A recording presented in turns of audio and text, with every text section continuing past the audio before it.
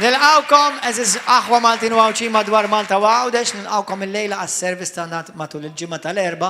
Il-lejla għandna waħda mit-tfal ta' dan il-Ministeru, Mara tal-Mulej, Fjona Nkorvajja żgur li l-Mulej ħajbirikom isma' minn qalbek iftaħ widnejk għax jekk il-kelma toħroġ minn fomm mill-bniedem għandha l-istess qawwa bħalma toħroġ minn fomm Alla.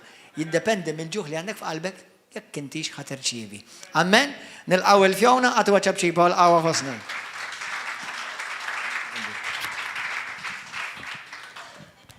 Grazzi Ġesu. Mela ħanibdew daqsxejn b'talba ta'. Nirringrazzjak Mister Qaddis tal-ħatu żani Mulej. Vessela, vojta, imlini int bl-Ispirtu Qaddis tiegħek Mulej tkellem int minn fommi. Poġġinna mindset għal dak li ħanisimgħu Mister Qaddis biex il-kelma tinżel f'qalbna għal dak li trid waslinna. F'isem Ġesu Kristu. Mela, qabel xejn nixtieq nirringrazzja il-pastors tagħna. Qabel kollox nixtieq nirringrazzja lil Alla ta' din l-opportunità. U nixtieq nirringrazzja l-pastors ukoll. Il-ġimgħa l-oħra laqna 4 snin fil-Mulej. U grazzi Ġesu għalihom ta' kemm użaħħom fil-ħajja tagħna f'dawn l-4 snin. Jekk tgħiduli taqbel kollox magħhom ngħidlek le. Imma iċ-challenges li iffaċċjajna kienu huma li kabbruna. Jiġifieri u nemmen li dejjem kelma qalujinna l-ġittana u naf fiċ-ċert li il-kulħadd, il-kull wieħed waħda minna żgur li kienu ta' impatt qawwi fil-ħajja tagħhom. Nixtieq nirringrazzja wkoll id-djakni kollha li qegħdin hawnhekk għax dejjem sibthom ukoll fil-ħajja tiegħi. Kieku bl-għajnuna tagħhom nirringrazzja l-Ġesu għalihom. Bl-għajnuna tagħhom żgur li l-pastor isib dik lit il-lemminija li jkunu ta' għajnuna għalih u nixtieq nirringrazzja lilkom ilkoll kull wieħed waħda minnkom talli fikom sibt familja oħra kemm jien niġi hawnhekk. Nirringrazzja l-Ġesu għal kulħadd. Grazzi.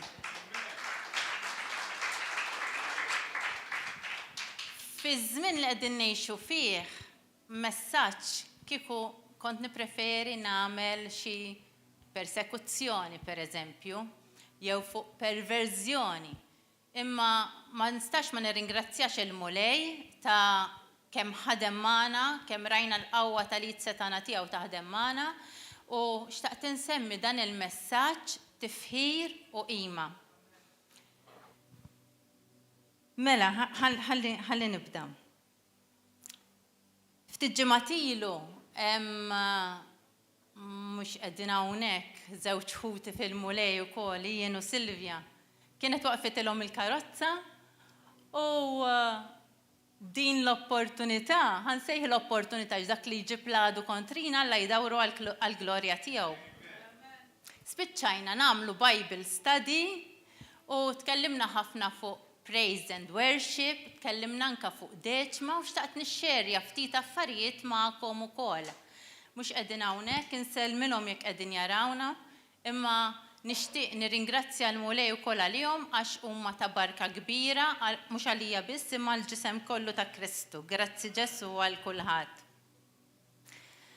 Mela, ħanejdilkom aħwa meta tkun edha ma nistalla ħlif fuq affarijiet tas-saltna ma tispiċċax titkellem ta' fil-verità u qas tkun taf kif għadda l-ħin.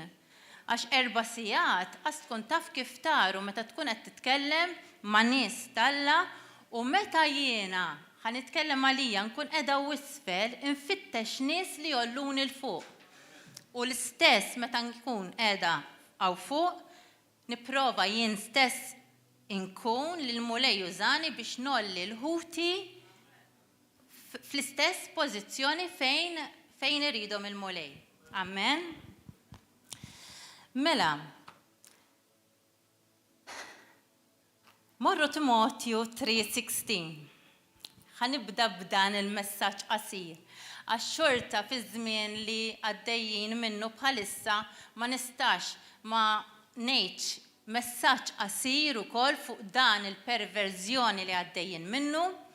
Nixtieq nindirizza anka il-Ministru tal-Edukazzjoni min joħroġ il-kurrikulum, speċjalment fejn tidħol l-edukazzjoni tat-tfal tagħna. Nixtieq nindirizza wkoll il-min qed jieħu ħsieb il-grupp tal-gburija u ngħidlu li Alla jieqa fil-minu gburi, illum jew għada jkollu jmil quddiem l-isem ta' Ġesu f'isem Ġesu Kristu. U immorru flimkien ħalli nindirizzawlhom din l-iskrittura xi tgħidilna. Mela, f'Timotju 3 vers 16. L-iskrittura kollha hija mnebħa minn Alla u tiswa biex wieħed jgħallem, iwissi, iwiddeb u jirawwem fis-sewwa. U aħna ħankomplu nagħmlu, ħankomplu widbu u nrawmu fis-sewwa lill-ulied tagħna għax anke ltqajt ma' teachers fejn għalulhom biex l-tfal ma jgħidulhomx iktar boys and girls, imma jibdew jgħidulhom flowers and leaves. X'affarijiet huma flowers and leaves. Jekk iħossu bunch of flowers, well and good. Imma t-tfal tagħna nħalluhom jitilgħu fl-innoċenza tagħhom. Jekk iridu jeqilbu d-dinja ta' taħt fuq meta jikbru, jagħmlu huma. Jien l-ewwel waħda qlibt id-dinja ta' taħt fuq. Ir-raġel tiegħi l-istess u ħafna Kristjani. Imma mbagħad hemm proverbju jgħid li ħanaqraħħulkom ħansibu Proverbju 22:6 fejn jgħidlek ħarreġ tifel jimxi fit-triq it-tajba ma joħroġ minnha lanqas meta jixjieħ. Jiżvija ftit imma jerġa' jiġi fit-triq it-tajba. Amen. U hekk ħanibqgħu nagħmlu aħna għall-uliedna. Issa ma rridx inżommkom ħafna naf li l-ħin qed jafas.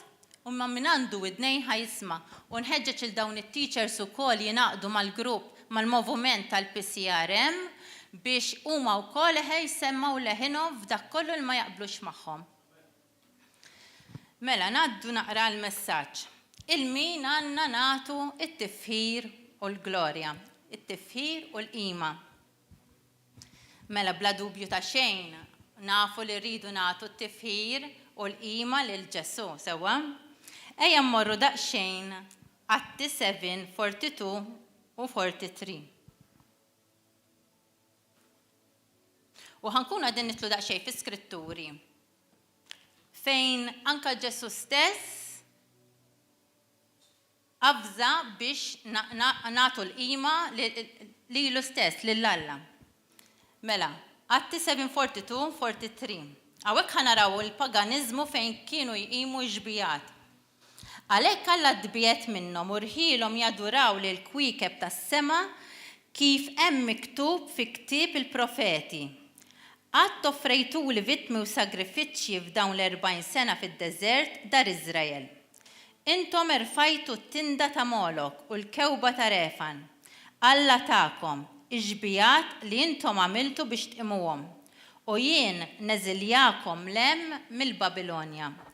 Sa minn dejjem fil-verità kien hawn nies li jeduraw Alla tfolot u għatanna sal-ġurnata tal-lum u nafu li lidu li biss palma qal anke l-paster mhumiex l-istatu daw l-affarijiet imma jista' jkun anke xi hobby li jkollna u li jiddevjana milli nagħtu il-focus tagħna fuq Ġesu. Mela, morru fil-ktib tal-Apokalissi 13, 4 u 8. Sa minn dejjem ix-xitan rid ikun bħal Alla, rid jimita lill-Alla. Hawnhekk qed nara l-Mettju milux għamel il-kors Praise and Worship, xtaqt inkun parti minn dak il-kors ukoll imma kont għaddejja minn żewġ korsijiet oħra, imma bil-grazzja tal-Alla l-qudiem jekk jerġa' jsir nkun preżenti wkoll bil-grazzja tal-Alla. Mela, Apokalissi 13, 4 u 8. Ħanaraw anka predicted il-min ħajatu qima. U nxteħtu jagħtu qima lid-dragun, id-dragun huwa x-xitan. Talli għadda s-seta tiegħu lil-bima u qalu min għandu l-ħila jitqabad magħha. U nata fom li jgħid kliem ta' gburija u ta' da u tawa wkoll seta biex tħaddimha għal 42 xahar. U fetħet fomma biex tidaj kontra Alla da bismu u post fejn jammar u bil-post fejn jammar b'dawk li jamru fis-sema. Mela, hawnhekk naraw kif anke kif għattilkom diġà ħanaraw nies li għada pitada dan huwa l-Antikrist li ħajkmanda lin-nies biex jagħtu qima lilu. U naraw ukoll f'Deuteronomju 11:8 ċikmandana Alla. Edu dawn il-kelmiet tiegħi f'qalbkom u f'moħħkom, orbtuhom b'sinjali ma' jdejkom u dendluhom bejn għajnejkom. Issa jekk naraw fl-Apokalissi mela Alla kien kmandhom biex jorbtu il-kelma tiegħu jorbtuha ma' jdejhom u bejn għajnejhom. U mbagħad jekk immorru naraw f'Apokalissi 13:16 x'ħajjikmanda l-Antikrist għax ix-xitan dejjem ried jimita lil Alla. Hija ġiel lil kulħadd, iż-żgħar u l-kbar, l-onja l-foqra, il-ħilsa u l-sira, kulħadd issirlu marka fuq idu l-lemnija jew fuq ġbinu. Ġifieri dawn huma eżempji ta' kif ix-xitan dejjem rid jieħu post Alla. Amen. Mela, min vera ħaqqu l-qima u t-tifħir. Alla l-missieru Ġesu li bent Alla li hu Alla ħaqqhom kull tifħir, qima u glorja. Fil-ktib tal-Lut 1:6 jgħidilna, imbagħad hu jiddaħħal l-ibnu l-kbir fid-dinja, jgħid ukoll ħajqimuh l-anġli kollha tiegħu. Ovvjament għal Ġesu qegħdin ngħidu sewwa. Apokalissi 19:10. Il-ktib tal-Apokalissi kulħadd jaf li Alla bat anġlu biex jarraf lil Ġwanni. Hawnhekk qegħdin naraw li anka Ġwanni meta derlu l-anġlu ħajdilna f'din l-iskrittura li meta Ġwanni intefa' jagħti qima lill-anġlu ħanaqrawha flimkien. Il-ktib tal-Apokalissi kulħadd jaf li Alla bat anġlu biex jarraf il-Ġwanni u ħanaqrawha flimkien sewwa. Mela u jien hawn qed jitkellem Ġwanni u jien inżilt f'riġlejn l-anġlu u jien inżilt f'riġlejh quddiem u nxteħit nagħtih qima. Iżda hu qalli hekk le jien għaddej bħalek u bħal ħutek li għandhom xhieda ta' Ġesu. Il-qima lil Alla biss tagħtiha. Skrittura oħra fejn Ġesu ġie imġarrab mix-xitan narawha f'Luqa 4 fejn ix-xitan urih is-saltniet kollha tad-dinja lil Ġesu u qallu jekk tinxteħed qudiemi tagħtini qima kollha tkun tiegħek.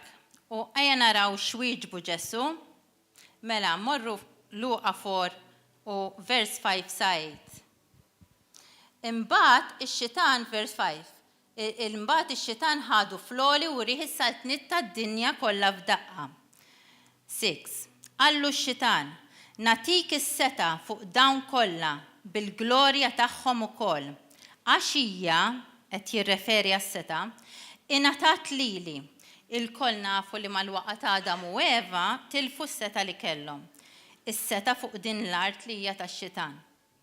Ġesu jiġbu qallu hemm miktub li l-mulej Alla tiegħek tagħti qima u lilu biss taqdi. Amen. Naraw ukoll Marija il-min tat qima wkoll. U jekk immorru f'Luqa qed nurikom xi skritturi, ovvjament biex ikonna backup ta' x'qiegħda ngħid. F'dan il-vers ħanaraw il-Ġesu x'jgħid għal ommu stess. Mela, imma din Ġesu għal Marija. F'Luqa 11:27-28 u għaw jgħid dan kien hemm waħda mara li ollit leħinha minn qalb il-folla u qaltlu ħin il-ġuf li ġiebek ta' minu l-ġuf ta' Marija u s-sider li irdajt. Iżda Ġesu qalilha imma tassew ngħidlek aktar ħinja dawk li jisimgħu il-kelma t'Alla u jħarsuha. U naraw kif Marija meta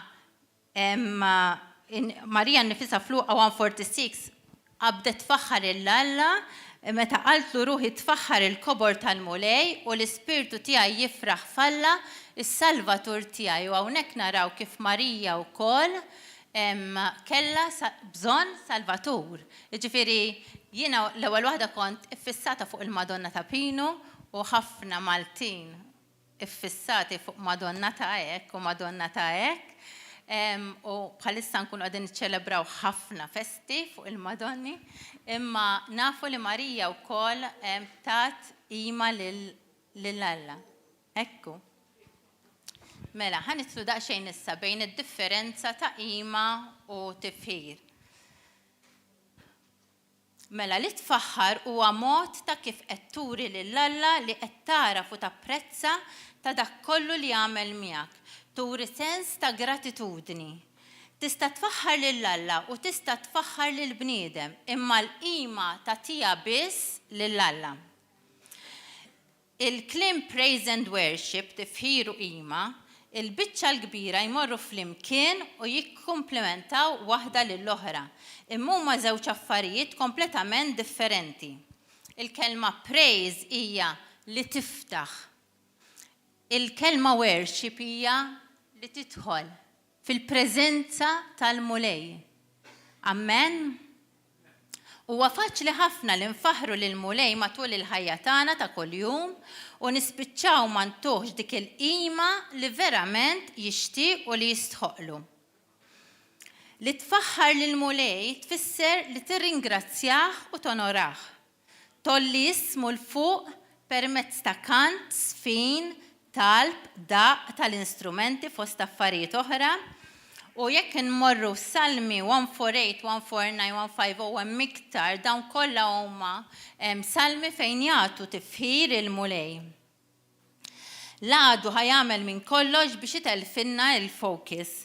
U bħalma kien jgħid Dun George waqt il-prova kollox u hemmhekk iridu fejn naraw li nirringrazzjaw il-mulej għal anke fil-mument ta' prova, anke fejn ma nkunux qegħdin naraw l-affarijiet ġejjin tajbin favorina. Il-biraħt lura l-pastor ċempilli biex immurna biex nipprepara messaġġ. Meta l-għadu jibda jisma' ċertu affarijiet, ħajara kif ħajamel biex jiġi attakka fuq xi ħaġa. Kif kont ħanibda l-messaġġ il-bieraħ filgħodu, ċempluli biex jgħiduli li ħabtu l-mami u l-papa. Sfortunatament ma tantx kelli ħin il-verità biex nipprepara l-messaġġ, imma bdejt nirringrazzja l-mulej u qed lu mulej tkellem minn fommi għax meta jiġu mumenti hekk int trid tintefa' tfaħħar il-mulej biex resist the devil and it will flee. Amen? Gloria l-mulej. Morru Mattew 15 minn 1 sa 3. Mbagħad Fariżej u kittieba minn Ġerusalemm resqu fuq Ġesu qalulu. Dan l-għala d-disċipli tiegħek jiksru tradizzjonijiet ta' missirijietna. Għax huma ma jaħslux idejhom qabel ma jieklu. Ġesu wieġeb u qalilhom u intom għala tiksru l-kmandamenti ta' Alla minħabba tradizzjonijiet tagħkom. Vers 7. U ċuħ boħra. Sewwa ħabbar Iżajja fuqkom meta qal dan il-poplu biex xuftej biss jagħtini ġieħ, imma qalbkom hija l-bot minni. Fira hija l-qima li jagħtuni jgħalmu d-dottrina li mhijiex għajr preċetti tal-bniedem. Ġifieri naraw kif Alla wkoll irid li mhux it-tifhir irid ikun il-ħin kollu, imma u jrid ikun b'ċertu attitudni, irid ikun b'ċertu mindset li tirringrazzjah f'dak kollu li titolbu minn qabel. Grazzi mulej tal-fejqan li inti tajtni anka jekk m'intix qed tara ir-riżultat. Grazzi mulej tar-riżultat li ħanieħu pożittiv anke jekk m'intix tara r-riżultat. F'kollox għandek tirringrazzja lil mulej qabel ma tara isek qed tħares qed ikollok perspettiva pożittiva pass ta' fidi għax aħna rridu noġbu lill-Alla permezz tal-fidi biex inti jisek il-mulej turih li taf li dak li tlabtu diġà tajtulu qed tirringrazzjah minn qabel. Morru Eżodu 34:14.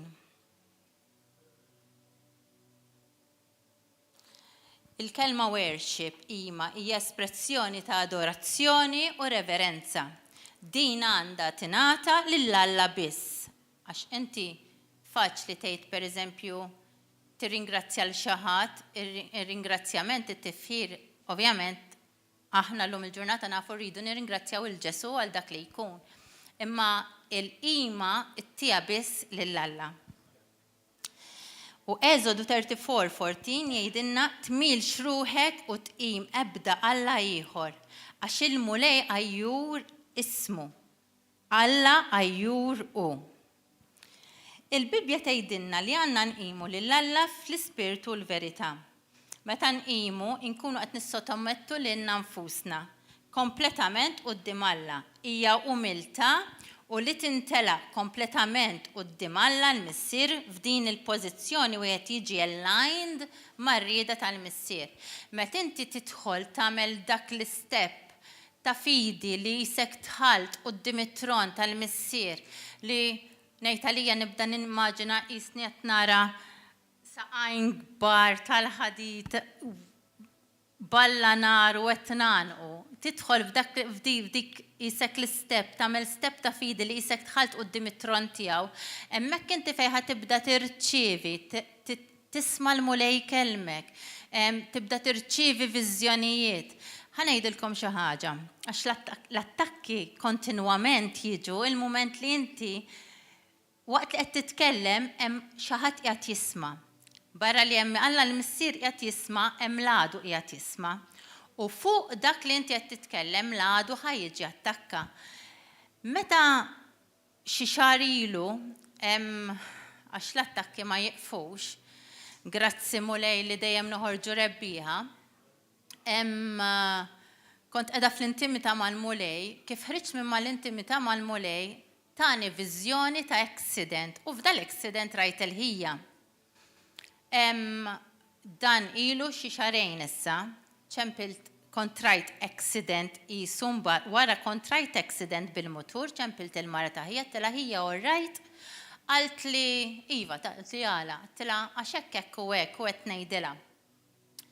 Jaddi xi xahar wara, għax dan kien xi xarejlu, ġifieri il-mulej kien qisu qed jippreparani.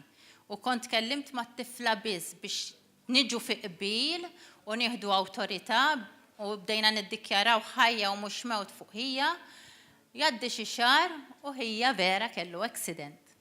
U spiċċa l-isptar insomma u nirringrazzja anke l-oħti Xarmejn li sibta tajnuna hemmhekk ukoll u għal xi wħud mill-aħwa wkoll li talbu, imma biex nurikom kemm huwa importanti il-ħin ta' reverenza quddiem il-mulej biex inti tisma' l-leħen tiegħu tara f'xi jrid jgħidlek u huwa f'dak il-mument fejn il-preżenza t'Alla tinżel u anke jekk hemm xi mart tfieq, naraw hawnhekk ukoll waqt il-preżenza t'Alla kemm jitfiequ nies. Alla jrida dik l-intimità u biex inti jkollok relazzjoni mal-mulej, iva trid tidħol fl-intimità mal-mulej, trid tidħol f'dik il-qima ta' reverenza. X'benefiċċji hemm? Dawn huma benefiċċji immedjati, nsemmilkom 7 benefiċċji waqt li inti tidħol fil-qima mal-mulej x'tirċievi. Ħatirċievi l-paċi u dan narawha ma tantx għandi ħin minix ħanidħol fl-iskritturi kollha x'naf li biċċiet minnkom l-għada tkunu xogħol. Ħantikom il-versi u tkunu tistgħu ssibuhom. Mela, benefiċċji immedjati li tirċiev meta tidħol fl-intimità mal-mulej huma l-paċi, narawha fit-tieni Tessalonkin chapter 3 verse 16, tirċievi l-ferħ. Il-ferħ li tħoss dak il-ħin li tinsa kollox, tirċievi ferħ sopranaturali. Narawha f'Salmi wkoll 22:3. Il-perspettiva tajba. tibda tara lill-Alla ikbar mill-problema li għandek. Is-serħan minn torment, l-iskrittura tgħidilna li t-tifħir isikket ladu f'Salmejt 2. Meta tibda tqim il-mulej tiġi meħlus minn kull ansjetà jew ħsibijiet ħżiena. 5. Is-sigurtà li inti jkollok fi Kristu, li ta' min int fi Kristu sirt u l-uliet fi Kristu u li Alla. U din naraw wkoll Ġwanni 1:12. Il-focus li tiffoka fuq il-mulej meta tqimu.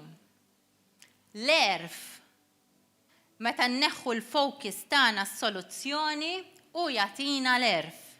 L-erf u li tkun taf ir-rieda t'Alla għalik. U din naraw wkoll Efesin 5:17. Ovvjament meta naraw ir-riżultat dejjem anka jekk il-mulej jużana għal xi ħaġa, jużana għal ħelsien, jużana għal fejqan, dejjem il-glorja rridu nagħtuha lill-Alla. Namlu x'namlu, rridu nagħmluha għall-mulej. U morru fl-ewwel Korintin 10:31. U meta kont żgħira niftakar, meta kont immur il-mużew, kien hemm superjura. Kienet qalmitna diska. U bħalissa naħseb Manweli qed jgħid no, not again. Ħadd kanta terġa' għax skont it-tfal jgħiduli li nistona. Insomma, dak jaraħ il-mulej. L-aqwa li tkun qed teħqima, titħaq kaja. Ifhem, imma dil-kanzunetta żgħira kienet tajtek. Dak li għandek tagħmlu, dak li għandek tagħmel għamlu sew, dak li għandek tagħmel għamlu fil-ħin, għamel kollox għall-mulej. Sew jekk qed titlob jew titgħallem, sew jekk qed taħdem għalli ġej, anke jekk forsi qiegħda tistrieħ, għamel kollox għall-mulej. Mbagħad wara konna nkomplu glori, glori, alleluja. Glori, glori, alleluja. Glori, glori, alleluja. Glori, glori, alleluja. Titqubija taġ dejjem meta jismawni nkanta jgħidu li qed nistona. Imma insomma, paċenzja kellkom tismawni, imma xirrit ngħid. Meta kont żgħir, il-glorja dejjem iridu nagħtuha għall-mulej u dak li nagħmlu għandna nagħmluh dejjem għall-mulej. Grazzi mulej.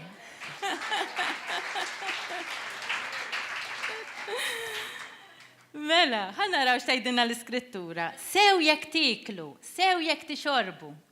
Tamlu x'tamlu, għamlu kollox għall-mulej. Amen, għall-glorja t'Alla. Meta kont żgħira ma kontx nifhimha din id-diska, kont ngħid mela l-mulej għandu bżonn xi ħaġa, speċi il-mulej m'għandu bżonn xejn, hekk qabel ma twellit mill-ġdid din il-ħaġa ma stajtx naraħħa mkien. Imma mbagħad il-mument li ltqajt ma' din l-iskrittura awtomatikament fakritni u daw il-pedamenti li għandhom jalmuhom li tfal tagħna llum il-ġurnata fuq dawn il-pedamenti jridu jirawmuhom it-tfal tagħna mhux l-affarijiet li qegħdin jalmuhom l-iskejjel. Jiena nixtieq inkompli diġà d-9 ma nixtieqx inżommkom ħafna. Imma nirringrazzja l-mulej u rridu nimxu b'din il-perspettiva li bil-mindset li għal kull ħaġa li nagħmlu nirringrazzjaw il-mulej, għal kull ħaġa li l-mulej ħajużana nagħtu glorja lilu. U il-mument li nimxu b'din il-ħaġa nemmen li kienet fondazzjoni f'din il-mixja għalina wkoll li il-ħin kollu infaħru l-mulej mhux qed ngħid li ma jkonniex challenges kif nitkellmu meta nkunu d-dar ukoll, anke meta jkollna xi uġġieħ jew xi ħaġa minflok ma ngħid pereżempju qed tuġġani rasi ngħidlu grazzi mulej talli ħadd li dan l-uġġieħ. Il-mindset ta' kif nitkellmu huwa importanti ħafna għax mill-ilsien toħroġ il-barka u s-saħta. Amen. Għatu ċabċi pal-mulej, ħallinal u flimkien. Mela, jekkaw xi ġodda u tixtiequ tagħtu ħajjitkom il-mulej, fejn huma l-ġodda jollu jdejhom. Amen, grazzi Ġessu. Nirringrazzjaw il-Ġessu għal-familja li dejjem tkompli tikber u ejdu talba warajja u intom li qegħdin fuq YouTube u Facebook ejdu din it-talba wkoll jekk tixtieq li inti tagħti ħajtek il-mulej millum il-qudiem tiddikjara li inti salvat. Ejdin it-talba warajja. Grazzi Ġessu tal-li għaraft mill-kelma tiegħek li jien għandi bżonn situ salvatur mulej. Ejni nimxi f'mindset missier ta' gratitudni lejk, missier Qaddis, għal dak kollu li inti għamilt għalija, missier. Ejja f'ħajti. Irridek bħala s-sit u s-salvatur tiegħi. Użani jien tal-glorja tiegħek biss, missier Qaddis. Urini l-pjan xi trid minni fuq din l-art, missier Qaddis, ħalli nwettaq dak li inti trid. F'isem Ġesu Kristu. Amen. Alleluja. Jekk inti trid tkun magħna, ibda xxierek magħna kull nhar ta' erba' fis-7 ta' flaxija u s-sibt fis-7 u l-ħadd fl-10 ta' filgħodu. Il-bqija narawkom. God bless you. Amen.